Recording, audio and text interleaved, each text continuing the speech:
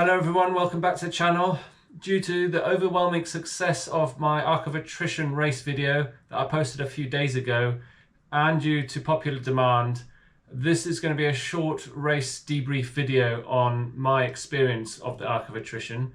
I want to just cover some main aspects of the race and what I did to prepare and best put myself in a position to do the best I can in that race. And hopefully it'll give an insight into how I approached the race and dealt with the roadblocks that came up along the way. As a quick side note, how I did my research on this race, calculated my race goals, and some of my other preparation aspects I've decided to leave out. And the reason for that is I'm looking to put together a mini series called Preparing to Perform. And the series will be how I do some research on a particular race, in this case it was the Arc of Attrition, and apply that knowledge and my past race experience to best prepare for the ultra. So keep an eye out for those videos in the coming week. So the first thing I want to talk about is my goals and strategy going into the Arc of Attrition. And some of this comes down to the research and planning that I did in the months before, which I'll cover in my mini-series Preparing to Perform. But going into the Arc, I had one main goal, and that was to finish in under 30 hours and get that gold buckle. Now within that goal, I had three options that would be flexible throughout the race depending on a number of factors. And the reason these were flexible is because I haven't had the chance to recce the route at all. I had watched as much as I could, as anyone would, of the various YouTube videos out there on the course and their conditions. But things like the weather and my training in the lead up would all play a part in which goal I went for on race day. Okay, so I'll put up on the screen here my three flexible goals for the Arc of Attrition. To go sub 24 hours, I worked out that I needed an average pace over the whole route to be around 13 minutes 57 per mile. And with these long ultras, I do tend to use an average pace as my indicator rather than, you know, pace per mile or anything like that, because it's so changeable throughout the race that you can't rely on short distance pace averages. For sub 26 hours, I needed to average around 15-minute miles. And for sub 28 hours, I needed to average around 6:15-minute miles. My average pace for this race came out at 15 minutes 22 per mile. So you can see that I sat in that just over 26-hour range, and I came in at 26 hours 29 minutes. So it's nice to have those three flexible goals. And as the race progresses, and as I mentioned, due to the weather or the terrain or my nutrition, all these things need to fall into place in order to achieve a certain goal that you have in your mind. And the end result on this particular occasion for the Arc of Attrition was based on these following factors. Unseasonably warm is how I would describe the Arc weekend in 2024. I'd prepared for and trained in gales and rain, but we got given blue skies and sunshine, and it was most welcome, I can tell you that. That also goes to show that the conditions were better underfoot, both in the lead up to the race and during the race, and we can see that through Mark Derbyshire's breaking of his own record this year. Of course, there was the fair share of mud and bogs, and I did fall over twice in bogs. It was still slippery underfoot on the rocks that you had to climb over, but nothing worth crying about and to be expected. By all accounts, it was the best weather the Arc has ever seen, so hydrating early and often was important, and a change of clothes at Penzance before the night really set in were the things that made a difference for me in keeping warm. A full moon lit the way for most of the night, and both sunrise and sunset were special moments to witness and give you that extra boost of energy that was needed. As long as you kept moving through the night, it wasn't actually that cold, and on leaving aid stations I would just need a coat, my race jacket and some gloves for 10 minutes, and then I'd be back to the race temperature that I'm used to. Fueling little and often is the mantra, but fueling for me is a love-hate relationship, and in reality goes out the window and slaps us in the face, mainly me, somewhere in the middle of nowhere at night with anywhere between 40 and 60 miles still to go. However, all started out well, and as usual I was consuming high 5 energy, precision hydration electrolytes, super fuel energy pouches, Cliff Block chews, and this nourishment drink that is basically a strawberry milkshake but has quite a lot of calories in it, and I seem to be able to get it down. In the latter stages, orange juice really saved me, and I'll explain that in a little bit more detail later on. I managed to eat something hot at both Porthleven checkpoint and Penzance. That's at 25 and 40 miles. But by the time I got to Land's End, I was feeling pretty tired and drained, and I spent a lot longer there trying to eat a bacon sandwich and some chilli and some soup. I did change my socks and my clothes, felt warm in that sense, but as soon as I stood up I felt rumbling, so I went to the bathroom, and I knew for me it was better out than in, so that was that. I got sick. I did feel better for being sick, but as always it's a double-edged sword, because you know you're then going into not only the night but a tough section to Cape Cornwall and Pendeen with little to no energy. But I've been there before, and I just had to deal with it and get on with it. I knew nothing solid was going to be able to stay in for quite a while, so I just had to manage that. I knew I wasn't anywhere near my limit yet, so I took on some water and sipped that throughout that whole section. I also had some active root ginger powder to go into my water, and that seemed to behave and agree with my stomach slightly more than the water did. From the video, if you've watched the video, you'll see I came into Zeno quite broken and delirious. There were many runners either getting sick, lying down, being covered in blankets and coats, being force-fed food or drink, and I was one of them. I was out of energy and I was very tired.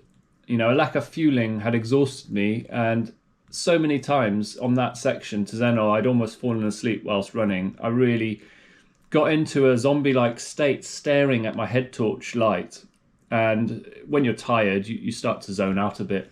I didn't fall asleep and I didn't fall over, so thank goodness. At Zeno I just had some orange juice with my brother, and then I walked off taking one of these nourishment drinks with me. It's 400 mils and about 500 calories, so I walked and sipped that until it was completely gone, and then I continued to walk to just make sure that it was digesting and staying in my stomach.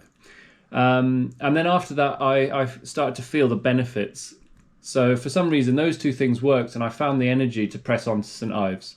Arriving in St Ives at checkpoint 4, around 75 miles I think it is, I felt like a new man. Obviously it was daylight by then, the sun had just come up, it was about 8:30 a.m. So there I managed to eat a bowl of stew, some rice pudding, some fruit, and I had a coffee, and all of it went in like it was craving it. So it gave me a real boost mentally, but also energy wise. And then after that I didn't feel sick anymore and continued that sort of eating, drinking streak towards the end. I must say around the last 15 miles I drank around 3 litres of orange juice. Don't ask why, but my craving for orange juice is strong in these types of races, especially when my appetite goes and I start feeling sick. It saved me. I didn't eat much after St Ives, but I didn't need to, and I felt pretty strong when I finished. On that note, I still haven't unlocked my fueling strategy, and I may never, but through grit and experience I've worked out what I can and should do and what doesn't work. And it's really pretty, but is it ever really? So I understand that I'll go through these states of nausea, but I'm able to cope with it now. Yes, it slows down my race, but it doesn't prevent me finishing that race. I'd love to be one of those people that can eat anything at any point throughout an ultra. I'm just not one of them. I did see some people that were running with me intermittently that could eat bowls of stew, bowls of chili and rice, and that's great. I wish I could, but I haven't unlocked what allows me to do that just yet. Pacing. The first thing to say is pacing an ultra is difficult. I tend to break it down into smaller sections over the whole course distance and then tackle them individually. I use both an overall average pace as a target as well as my effort levels, and then they get related back to my goals, or in this case my 3 goal settings. Of course, in an ultra there are sections where you're moving faster and then you're moving slower, and this was no different. So that's why I use my average pace over the whole course as a gauge. And an important factor to take into pacing is also your effort levels. So I use effort levels in my training, and in an ultra, especially after, say, 30 miles, I will then be using my effort levels as a gauge to my pacing. So as you go through the race, your overall pace decreases, and that then moves closer to any one of the targets that you might have set. And in my case, I was within the 24-hour target early on, and then that dropped, so I knew I was moving towards the 26-hour target. In my training runs, I went up to 25 miles, trying to replicate the elevation as well of the first quarter of the arc. So I knew that if I was within 11 to 12 minute miles, I'd been able to maintain that sub 24-hour pace comfortably from the start to Porthleven. I also knew that and accepted that after this my pace would be dropping, and even more so during the section between Cape Cornwall and St Ives. So with regards to the start line, I had heard that there could be some bottlenecks if you were in the middle of the pack or towards the back of the pack. So I knew I wanted to be fairly near the front in the first quarter of competitors. So I did start out fairly hard. It was quite a fast pace in that first mile or two, and I had some fellow runners that were going for sub 24 hours. So the pace that we were going at that beginning section was reasonable enough to keep within reach until we got those initial hills and slow moving areas out the way. So being in that front pack, I didn't experience any bottlenecks or walking or having to wait. There were some steep climbs which slowed you down, but I had a few fellow runners that were going for sub 24 hours, and that coupled with the weather and the terrain conditions in that first 10 miles allowed more running than I would have otherwise managed. So I was able to maintain that pace, and it was around 11 minutes 10 seconds per mile in that first 11 miles. I pushed fairly hard towards the Lizard, and as I said, 11 minutes 10 per mile, and I ended up running into Lizard Point with Sabrina Vergy. She had a really quick changeover at that checkpoint, but I knew that was somewhere I needed to just stop, make sure I finished everything in my water bottles and took on new ones. I was only there for less than a minute and then pressed on. So in that first third, I avoided any major delays, but after that first pit stop at Lizard Point, I managed to take control of my pacing and slow down a bit. I'm glad that that pack of runners that I was with going into Lizard Point had then moved on by then, and I could just run my own race. The hills in that first section were steep and challenging, but nothing that surprised me. I had been warned about it and I was prepared for it. I'd done that in training, so it wasn't too strenuous on me. Making my way towards Land's End, my pace was fairly consistent.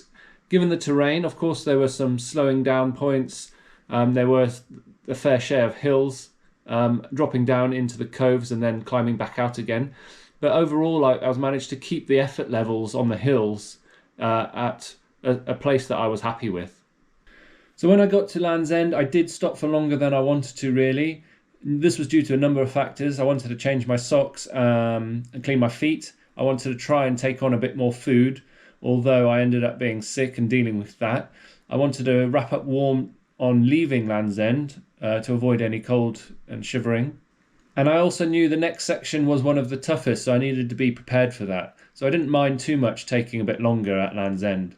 After Land's End, my pace really slowed quite considerably, and that was due to the sections between Cape Cornwall and Pendeen, but mainly from Pendeen to Zena and then on to St Ives. The terrain and the fact that it's nighttime really played a part in slowing you down. Because I'd also been sick and I was running low on energy, my pace was way down, and I was pretty exhausted, so feeling really tired as well. However, by the time I reached St Ives, I had got a second wind and I was managed to eat a decent amount, and that gave me a huge boost. I think that coupled with morning also increased my pacing. You can see more, see what you're doing, see what your footing's doing, and I managed to finish fairly strong. There were certainly sections in the last 15-20 miles where I had to force myself to break into a run. There are some very runnable sections in that last section, and if you've got the energy to do it, and the mindset to just push on and force yourself to break into a jog when you can make up some good ground. So I didn't find any issues through the Dunes of Doom. That was fine. But the flat sections around Hale, and I can't remember after that, there were certainly some runnable sections, and I really had to force myself to break into a jog. It did make a difference. When it came to the hills, I had my poles out by then, and I could power up them. So again, that second wind really kept the momentum going, and I felt that I actually finished fairly strongly given my past races and the fact that I felt so bad during the night. It was nice to finish strong. Next is kit. All the compulsory kit was carried, of course, and with the fluids, my pack weighed around 3.5 kilograms. So the main thing I noticed after 26.5 hours of running with it was my shoulders certainly felt it over the next few days. The Salomon Advanced Skin 12 set worked great.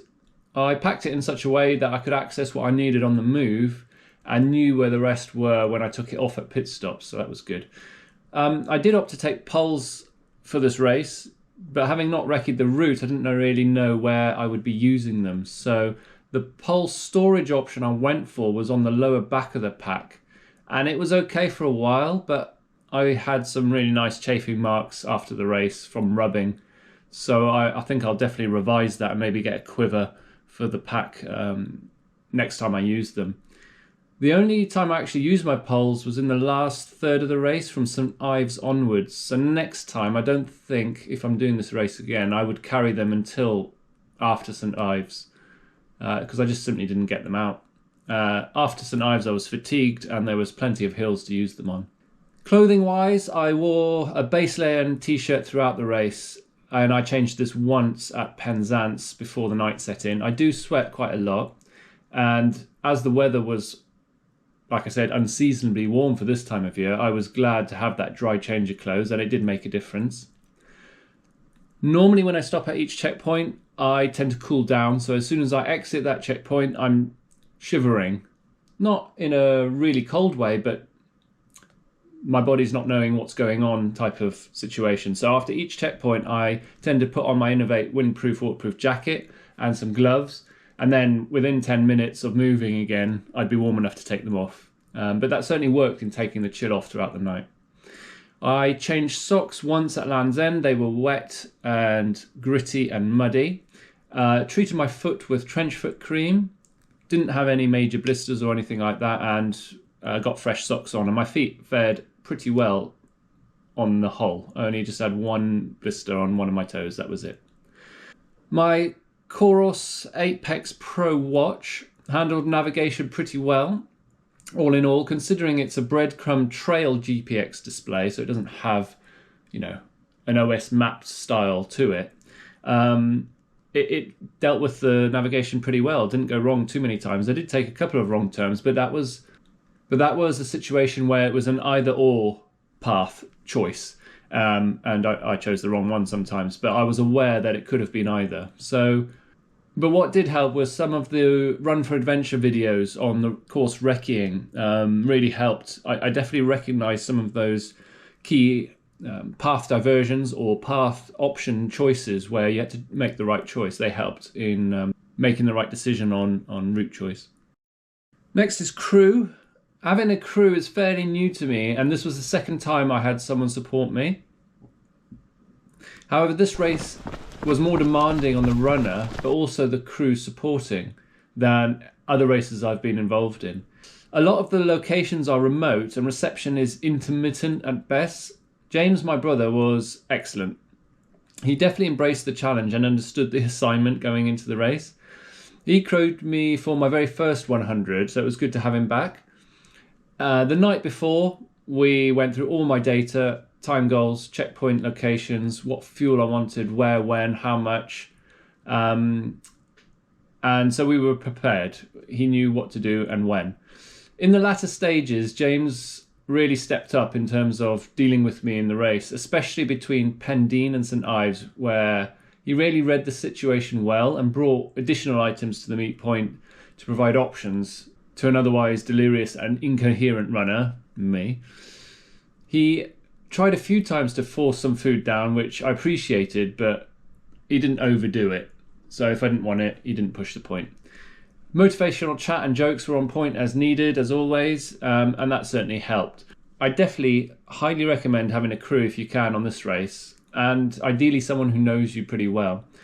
because they need to know when your tough moments are going to be, how to identify those, how to deal with you. Do you respond to tough love, or do you need a cuddle and a blanket? I mean, each to their own. The way a crew handles you really can make or break your race. So thank you, James, you definitely nailed it.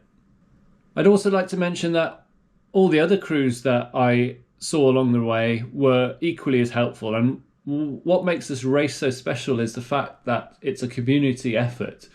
It's not really a race unless you're in the front 5 to 10 people, right? So the remaining 300, it's a survival exercise. That's how I see it. And everyone that I ran with was supportive, and all of the crews that I came across were supportive, always asking if I needed anything. Likewise, James was doing the same for runners that were going through his mini checkpoints. Mentality. This is a big one that, you know, you hear thrown around, that, you know, 80% of an ultra is mental and 20% is physical, or some stats like that. Don't quote me on it. But like most races, personally, I go into them having a finish at all costs mentality. I'm quite stubborn, I'm quite driven, and I'm quite determined. Unless I get seriously injured myself or break a bone, I have usually decided I'm going to get it done before the race starts. So what happens in between takes experience and mindset to deal with. Now, in the lead up to the race, especially the night before, I'm usually a bit nervous. And at the start of the Arc, it was no different. I guess having to wait around for the buses at the beginning didn't help.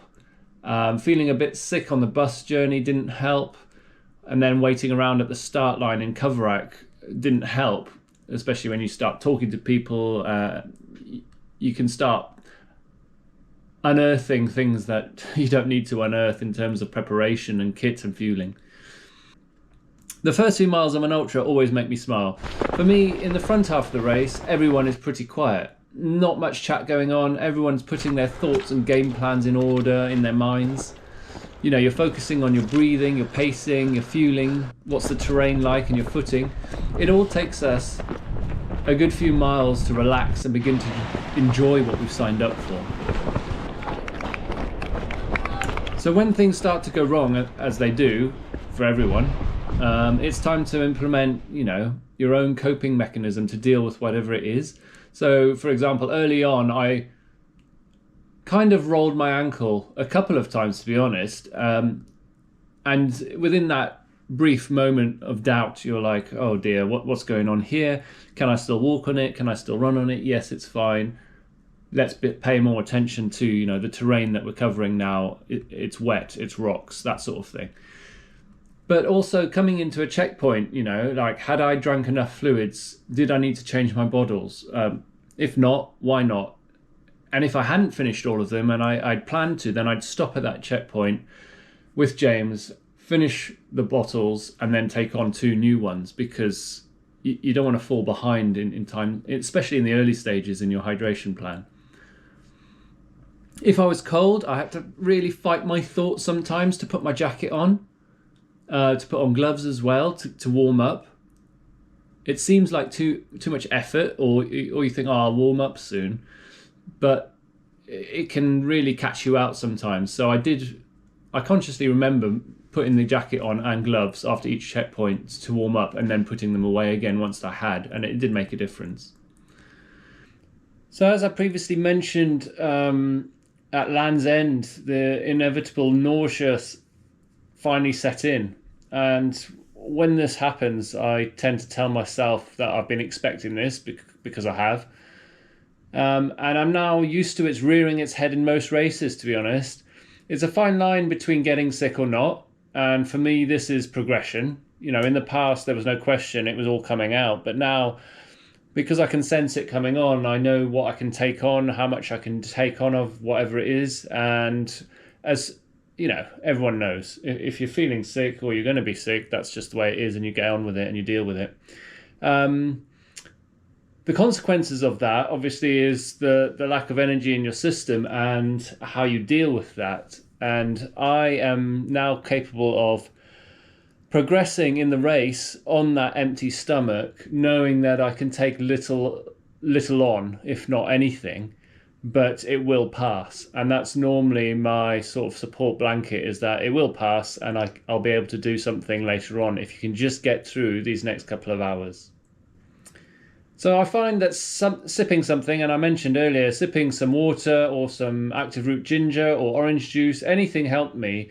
And it eventually settles the stomach. It may not provide much nutritionally, but mentally it boosts me. And that's why usually it's enough to get me through the night, which is when it occurs, and into a second wind and the morning, and then start eating again.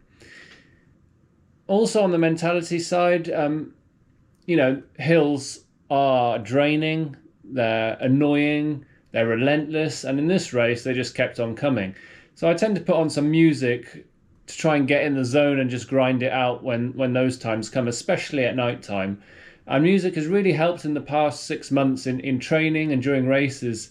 And I set small goals. I let myself have a quick break at the top of a climb. I discipline myself to get going once I've recovered, and, you know, really have to say sometimes out loud, come on, let's get going. And then I'll break into a jog. And in those latter stages of the race, when you're tired and, you know, walking seems acceptable, I found that if I can break into a jog, I can maintain that for a period of time, and it's so much quicker than just walking. So there are many sections in the last 20 miles of the Arc where you can start a jog and make some great ground over walking it if you can just mentally force yourself to do it. So telling your brain to do it and doing it are tough decisions that you need to make in that moment, and I've managed to sort of have a word with myself during those moments and get it done. So on the mentality side, I think I'm quite strong on that front. There are aspects that occasionally throw themselves at you that you haven't prepared for, and you need to just deal with that on the fly. And that's also part of the aspect of ultra racing that I really enjoy, is dealing with those situations and trying to overcome them. So the final section is just on post-race. And as I briefly mentioned at the beginning now, I've had almost a week and a half of no running now, just recovering, some light strength and conditioning work. And I'm looking at the end of this 2-week recovery period to be back running as I would normally. My training is normally try to do 3 runs a week, 2 sort of mid-distance ones around 10 miles, and then ideally anything between 15 and 20 on the weekend if I can fit it in. And that I'll just keep maintaining that. I haven't got a race now until May, so I've got some time. I need to stay motivated. I need to focus and keep disciplined on my strength and conditioning, and I need to start, you know, getting back on the hills, which I love training hills, as you know. So I will be continuing to do that, which is in preparation for one of the challenges that I have coming up in May, closely followed by a backyard ultra in June, which is a new format race which I've not tried before. So stay tuned for that. I will try and do something interesting with that race, but I'll let you know nearer the time. So that was just a quick race debrief of the Arc of Attrition 2024, how I approached it, how I dealt with certain scenarios within the race, and what I've done post-race in order to recover. It's pretty basic, but some of you are interested in hearing about it, so there you go. If you've got any questions, please let me know in the comments below. If I've missed anything, let me know as well. But stay tuned for this mini-series that I've got coming, which is preparing to perform. And I'll go into a lot more detail on how to prepare for ultra races in that series, and I'll break it down into a number of different videos. So thanks for the support. I hope you're well. Take care, and I'll see you in the next video. See ya.